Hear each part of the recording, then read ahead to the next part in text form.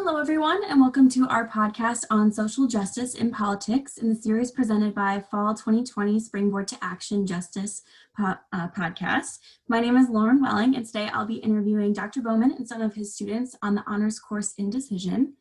Could we start with some introductions from the students that are joining us today? If you could tell us your name, major, and your academic or professional interests, that'd be great.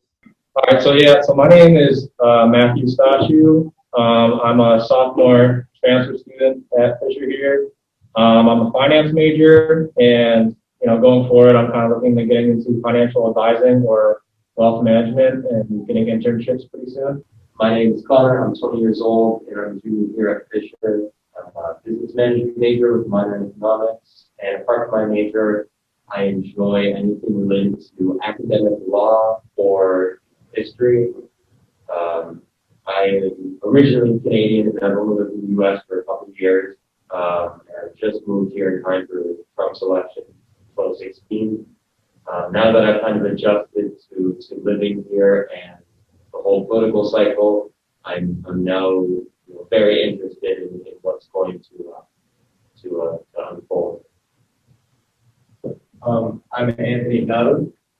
I'm a sophomore here at Fisher. I'm also a pre-pharm major, and I'm looking to get into nuclear pharmacy after I graduate. I found this class very interesting because I've never really been into politics. Now I'm able to look into it in more depth, and I think that it's great and it's a really good eye-opener. My name is Nicholas Waters. I'm a senior here at St. John Fisher. My major is biology, and I have a double minor in Spanish and chemistry. Right now, I am pre-medicine and currently applying to medical schools. And I'm excited for this election because now that I'm 21 and I'll be on my own soon, a lot of government policies will directly have an impact on me. Okay, well, great. Thank you guys for being here today. Dr. Bowman, if you could just describe this course Indecision for some of our listeners. I think a background on the perspective and background knowledge of the students would be great when we're about to discuss this particular subject and different questions. Sure. So this is a course that the Honors College has offered previously. I am from the English department, and I'm stepping in to cover it because of sabbaticals in the political science department. They needed someone to step in. In the English department, I have a background in rhetoric, and I teach courses that involve political rhetoric, hate rhetoric, and so forth. The course is designed to help students both know a bit about the laws and the history of elections and what election cycles are like, presidential elections in particular.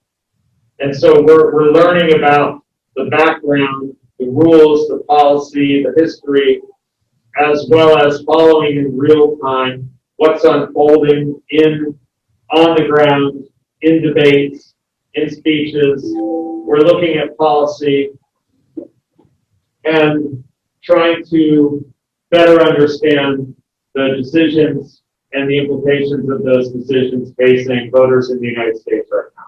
Interesting, obviously appropriate subject matter for the questions we're about to get into. So I'll be asking you guys some questions in regards to how social and racial justice have played a role in the upcoming elections, a bit of background on that as well. So let's begin with some questions that are centered around the riots that have been taking place across the United States since March. Before we get into those specifics though, would anyone be able to describe a brief history or overview of protests and riots that have occurred in the past? Yeah, I'd love to. So when looking at protests today, I believe that it is important to realize that America has had a long history of peaceful protests and protests turning violent. They are what have shaped America into how we know it as today. Our country was founded by protests against norms and a desire for change. Think back to the Boston Tea Party in 1773, when it was our first stand against the British, leading up to the Revolutionary War and our own independence. Fast forward to the Civil War in the 1800s, where the North and the South of the United States took stands against each other to end slavery. However, in the end, it resulted in kind of brutal Jim Crow laws in the 1870s, which established separate facilities for black and white. Then, in the early 1900s, in 1913, there was the women's suffrage parades, where 5,000 women took a stand against the federal government to claim voting. Now, when thinking about the Black Lives Matter protests that are going on today, I can't help but think of the civil rights protests in the 50s and 60s, thinking of Rosa Parks and Little Rock and Woolworth's lunch counters and freedom rides. And most famously, Martin Luther King Jr.'s I Have a Dream. It was thanks to these kinds of peaceful protests that America gained respect and voting rights for blacks. And peaceful protests did not stop there. We also had the LGBTQ Stonewall riots in the 1970s. And even today, we have a March for Life against gun violence. And this year has been no different because in Rochester, we've had a lot of peaceful protests and protests that turned violent due to George Floyd and Denzel Cruz. However, all of these have inspired change to happen in these upcoming elections. Great. Yeah, that was a great overview. Very insightful. It seems to me that the main goal of all the ones you mentioned tends to be freedom or equality. Would you agree with that? And since there is a pattern and this is something that's ongoing, would you say that they've been successful in achieving the goals of these riots, or would you disagree with that? I agree with your first statement for sure. That a lot of protests are for change, independence, and freedom. I personally thought that there wasn't as much racial injustice at the beginning of the year, but now that I see all the social media and all the news coverage, I don't think that that we've achieved everything that we wanted to achieve. So I think that there still needs to be work to be done, and I think it's important to keep spreading awareness and keep on protesting. And with years to come, I think that change will happen. Great. Because then moving into that, obviously you mentioned, social media, there is increasing awareness on this subject. I know that it's become definitely a spotlight right now in our political environment. It's gaining a lot of traction. It's bringing to light this idea of inequality, and a lot of white Americans are even joining in and saying, hey, this is a problem. So we're seeing that kind of struggle develop. And with that, obviously a catalyst in the media was, unfortunately, George Floyd's death. So then my question to you guys would be, how were you affected by his death in May, and have your attitudes about racism or policing been affected since that incident, and how? So I'll start with that one. Personally, when I first saw the George Floyd video come out, I couldn't watch the whole thing. It was very disturbing to me, but I actually, I kind of forced myself to watch the whole thing, more than once, just because I knew that it was important for me to see, because it was something, completely new that I didn't even realize could happen. And so looking back, it's hard for me to relate to that, especially seeing it, but it definitely opened my eyes a little bit, because, growing up, I grew up in Horseheads. Even though I was born in Rochester, I spent, most of my, younger years, even into high school, in Horseheads, New York. So I grew up in a mostly white school. And I actually had a lot of police members in my family and a lot of police members in my friends' families.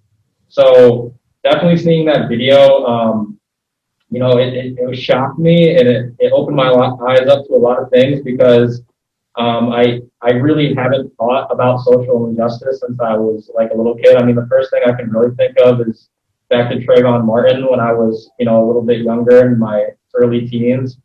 And then, not really thinking about it from then until now, and then seeing all this news coverage on it, it kind of makes me, it's definitely opened my eyes and made me realize that, the country that I thought was, pretty equal is actually, we have so much work that needs to be done. And yeah, I mean, it was just, it's definitely hard for me to see. I mean, just talking, more with some other people. I mean, when I get pulled over and stuff, like I've been pulled over for like speeding tickets, I haven't had to like fear for my life, but I know that people like some of my, African American friends, like they have to get trained by like their parents on like how to handle the situation, how to go about it so they don't, put themselves in a position to get hurt. And just hearing that, like, I mean, it's just like, it almost brings me to tears to think about. So, yeah, I definitely, realize the social injustice in America and how it's affecting, so many millions of people. So when I first saw the video, I just, it was very, very hard for me to look through it. And that was from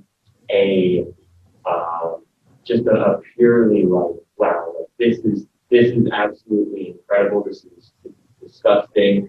And this is, one of the most violent things that I've seen on camera ever. And that's apart from any movie or whatnot. It's probably the video that stuck with me most throughout my life by far.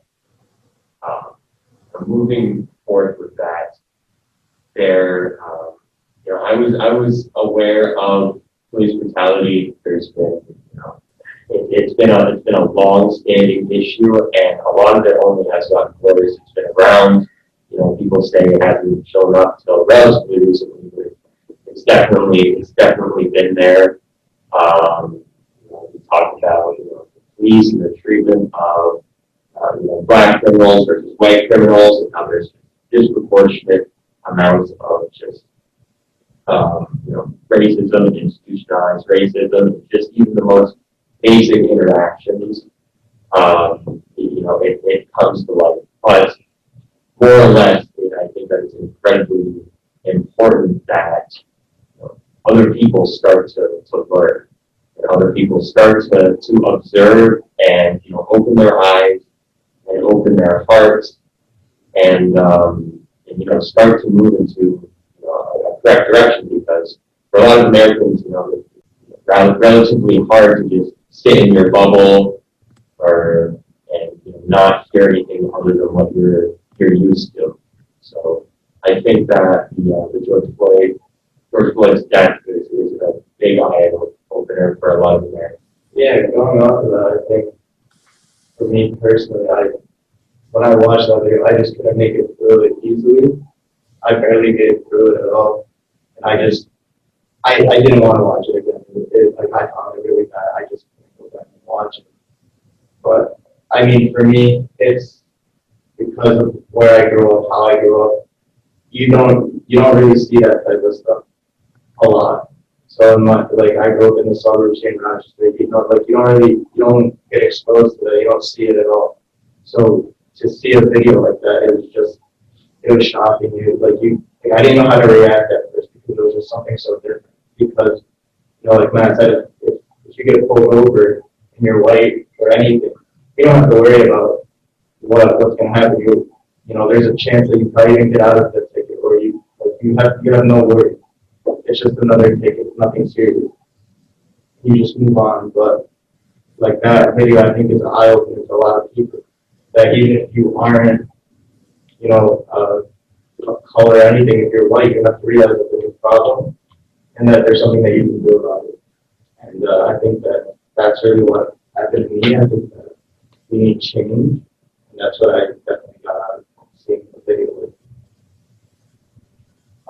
For me, this video came as sort of a shock, because last semester I was studying abroad in Costa Rica, and during the time the video came out, I had just kind of gotten back and was getting adjusted back into the normal routine here in America.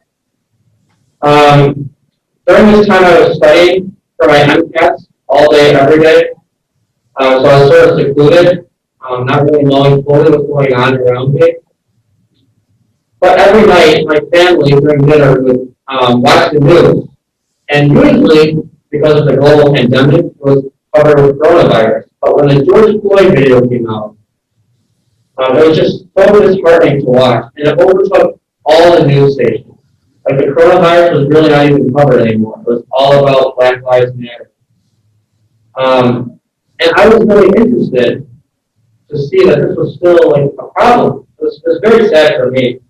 So I ended up going a lot on social media, and I just kept seeing all these videos of people of color just being pulled over for what you were saying, for little things, And I just remember seeing how many kids in the back were crying, seeing that their parents were really in a really difficult and somewhat life-threatening situation with the police. And I just remember seeing those kids crying. It was just disheartening for me to see that this is still such a big problem in America. So I'm really hoping that this upcoming election can inspire change and all that. Yeah, well, thank you guys for sharing. Obviously, in the media, we've seen this played out quite a bit, and I think at times tends to feel like the national sentiment is very generalized. So it's interesting to hear individual perspectives, and especially in issues such as this that can be very emotionally, charged. So it's interesting to hear your guys' perspectives on that, and so thank you for that. And with perspectives and thoughts on this issue, obviously we're in election season. We have political candidates that are campaigning, and this is a huge contention point. This is something they have to express their views on, and that obviously also affects our political environment in the United States. So my question for you guys now is, how has each candidate kind of reacted to these riots or protests? So, like I said before, our whole country has been founded based and like these kinds of protests and these protests of violence have shaped our country. And like you said earlier, that this year is no different. It's very special because it's an election year. And so each candidate for president has had to take sort of like their own side in order to make critical decisions. So regarding the president, he's all for peaceful protest. He doesn't want violent protests to get out of hand, because with violent protests, it leads to rioting and a lot of burning of buildings and looting of buildings, which are bad for Americans and businesses. And he believes that it's important for the police to step in to downgrade this chance for rioting. Biden takes a different kind of approach. He believes it's much more important for Americans to exercise their freedom of speech. And he and Harris are very big on having no police violence whatsoever, banning chokeholds against protesters. And Biden is much more understanding for the mental health aspect than Trump is. However, both of them, in my research, show that they both promote police reform and more education for cadet training. So, a lot of these, I think that personally, that there are some, both candidates have kind of said that they want to do something, or that they plan on doing something, but from what I've seen, a lot of that remains within,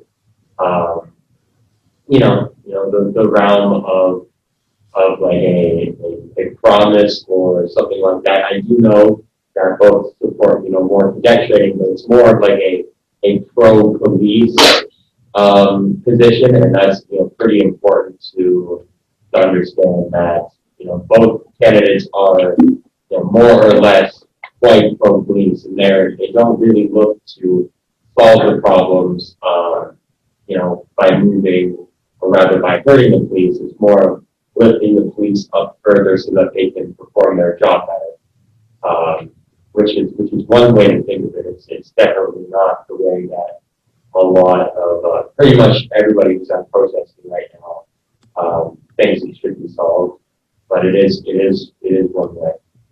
Okay, so then the next question as a follow-up to that would be, it sounds like you would argue that both candidates are for the freedom of assembly. Would you agree with that? I think that both candidates are they're okay with the freedom assembly in terms of, their constitutional right. I think that there is a big difference when it comes to, coronavirus and, protests that become violent. I think that Trump has, repeatedly called a lot of mayors, especially, pretty liberal mayors, like, in Rochester and in Portland and, the rest, or what he calls liberal. He's basically said, you guys are not controlling these riots. So whether or not that's a strike against freedom of assembly or a strike against, protests turning into riots, I guess we won't really know for sure. But, more or less both candidates have stated that, the freedom of assembly is okay, but it changes when things get violent or, when things start to get too heated. If I could just come in for 1 second, I would quickly add that I'm 52. I followed the news pretty closely throughout my life, and this is the first time that I have seen white people in significant numbers out protesting against the brutality of police against black people. Black people have been protesting the brutality of police against them for a long time. I mean, 4 decades. It goes back to the civil rights. This is the first time I've seen whites say, this is wrong. This has to change. And I think that's very significant.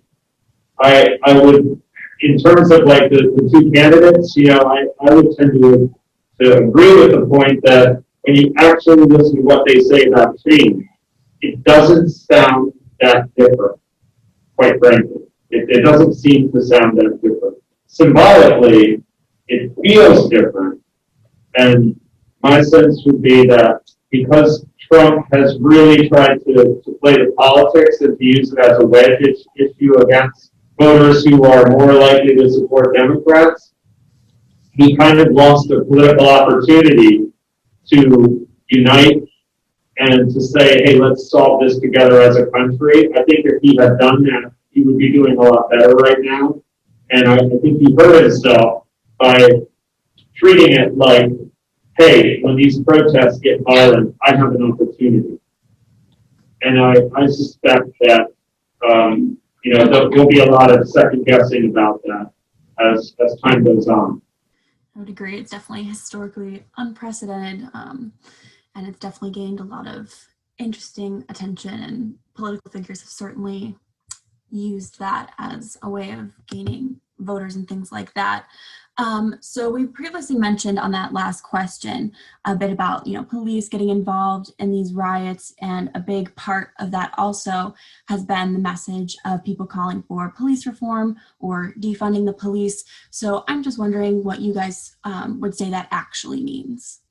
So from what I've gathered, I think that there's, what I've seen is that there's a lot of different, or rather varied definitions, but the mostly accepted one that I come on is that, defund the police means that let's take money away from the police who are killing people, and let's put that back into essential social services like psychological services, mental health services, food banks, things like that, community education, actual education.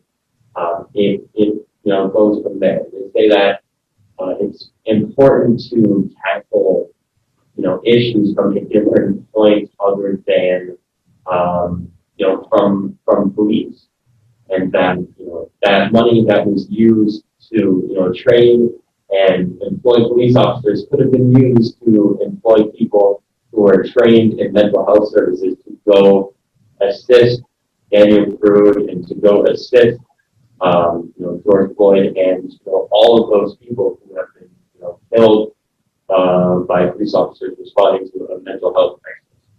Yeah, and as we're discussing, our two presidential candidates, Trump and Biden, they have kind of made their stances known on the campaign trail. So what would you say their stances are on the reforms and the defunding ideas? I mean, both of them don't really want to do anything, more or less. There's a lot of it, Biden is, rather pro-police. He says a few bad apples. And Trump is very similar. So I definitely do not think that there's going to be any money taken away from the police. I think if anything, there's going to be money brought or put into the police for more training, more cadet training, more officers. But more or less, it's not really consistent with what the U.S. people want, and there is a reason that Biden has not really laid out a concrete plan. Kamala Harris said, during the vice presidential debate that she planned on, she wanted to shake things up, and that she wanted to make things better. There was no real plan there. And I think that's the case,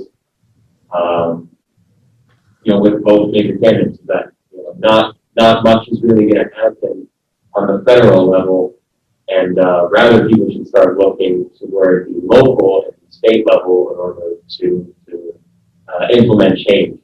Because, I think this might be the last election, or rather maybe last election for a while, that people are going to think that change is going to come from the president, or rather the federal election. Okay, so then you would say that whether Trump or Biden is elected to office, the impact won't necessarily differ on police reform, since they have pretty much similar policies at this point.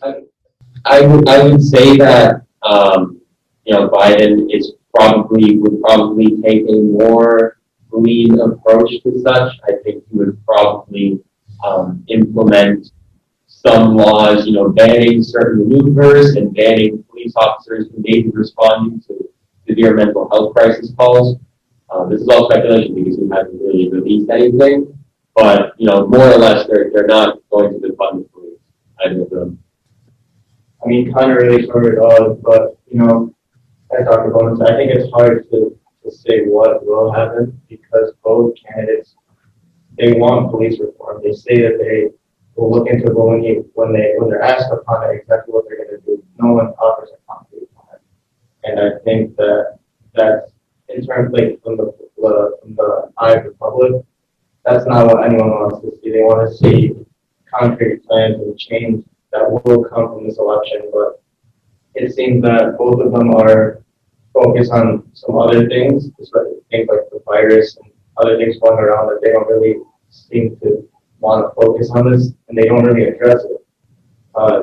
Like Connor said, it's more on the state level than it is on the federal level than right now. And I don't see, from all the research and all the websites and everything going into it, it doesn't seem like either Trump or Biden will change a lot drastically about police reform or anything like that. They'll say it, but it's hard to say whether they'll actually do it or not. Yeah, listening to you two talk about this reminds me of how important local elections and local politics are. We vote on sheriffs in this country. We vote on mayors. We vote on city councils. We vote on county commissioners. These are people who control budgets. They control local law, and I think that should be instructed in a presidential election year. That there's a lot on the ballot all the time, not just every 4 years, but every year there are elections, and they affect our lives. And I think, unfortunately, not enough of us are dialed into that. Right. So if we're turning our attention to the local level, or maybe if there is change that can be done to draw our attention there, how do you think, or what do you think would be a good change in the police system that would provide, just treatment for all people if a change can be made? Yeah, so I'll tackle this one. So yeah, I think it definitely can be achieved.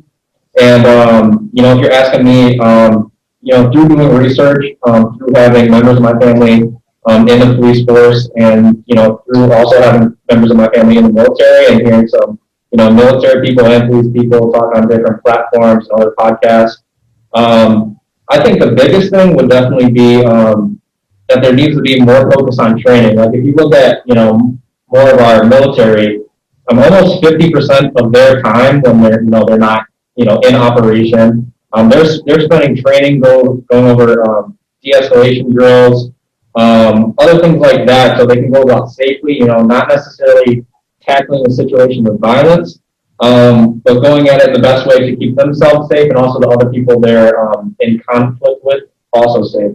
So I think that's the big thing that they need to focus a lot of their, if you're asking about, money, shifting their budget more towards spending a lot of their time training, focusing on education, things like de-escalation drills, and also incorporating, probably a good idea would be the mental health aspect. And I know, the president or the vice president, former Vice President Biden has touched on this. Like he pointed out that, focus and mental health experts need to be involved with the police, kind of working together in order to de-escalate certain situations where, maybe, the police don't know everything there is to know about somebody who's, facing a drug addiction problem or other psychological mental illnesses.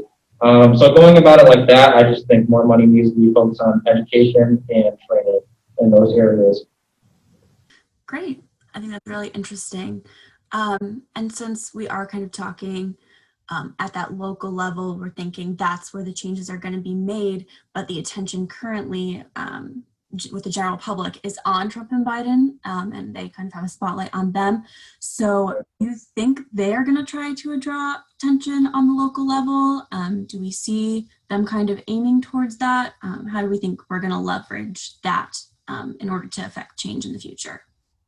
Great question. So, I think they do have a couple ways to leverage themselves. I know a lot of focus is at the local level and the local budget and directing things towards training, but on Biden and Harris's platform, when asked about tackling social and police reform, he kind of focuses on more of like an institutionalized focus. So, and what I mean by that is he wants to decriminalize, certain areas. So, instead of necessarily reforming the police, and reforming, the training that's going on with them, he kind of wants to reform more of the justice system as a whole. And, by doing that, he's going to tackle certain things like decriminalizing marijuana, and certain drug offenses. So when people, get, quote unquote, busted for drug things, they're not going to go right to jail. They're going to go to, kind of psychological centers or rehab centers for help. So that way they stay out of jail and they can get better. And, a lot of people who tackle drug addiction, if they go into jail and then they get out, they also, get in trouble again and re-enter, which puts more situations with them in police and more situations where they can, be involved and possibly get harmed by police. Also, Biden said that he's going to focus more, I know I kind of already went over this, but definitely more mental health experts being involved. Biden said that he wants to kind of keep people out of jail, especially, the poor community, the poor African American community. He says he doesn't want corporations to charge people for not being able to pay housing. So that way, if you're already poor and you can't pay for your housing, then there shouldn't be a reason for corporations to charge you even more money, put you further in debt, and that way have, a possible interaction with police and then going to jail and have that cycle continue. And then, when people get out of jail, Biden said he would provide housing because a lot of people when they get out of jail have nowhere to go, and then they end up back in the streets, more interactions with police, more possibilities to get harmed by police. So I think that's an interesting tackle because it's not necessarily something, that's involving direct police reform, but it's kind of decriminalizing certain things so there's less interactions or possible interactions with police. And then Biden said he also wanted to do a community-oriented policing service, or the acronym COPS. So just kind of getting cops more involved in the community, walking around, the suburbs or the city, kind of interacting with people. So instead of having fear about the police and especially the African American community fearing the police, they can start to build better relationships around that. And then if you're looking at Trump, he passed an executive order trying to tackle police reform. Going through all the jargon, it kind of just really focused on getting mental health experts involved with police, more communication there, and also banning chokeholds and certain things like that, but not really fundamental change on that aspect, but those are kind of how the two candidates are leveraging their moves. Okay, and I guess just a follow-up question to that. Do you think those methods are going to be effective for change, or do you think that our history of riots is going to continue into the future looking forward? That's a great question. I mean, I definitely think, looking at the decriminalizing certain issues approach, like it's certain, it's marijuana, other drug issues, other mental health issues, if mental health experts get involved.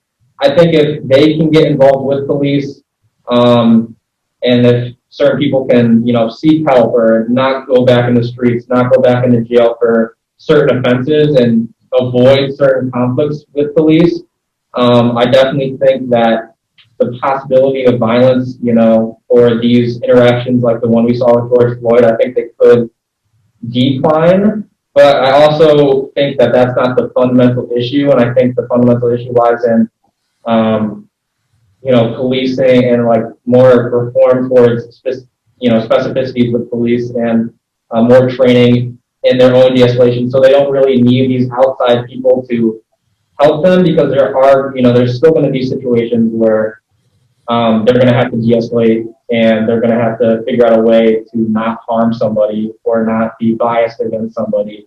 And I think that's where the real change will come, but I think violence could be lessened, but I think, the protests and riots, or not riots, because it shouldn't turn into that, but definitely, more protests will go into this going forward, just because, not really fundamental change happening. Well, thank you.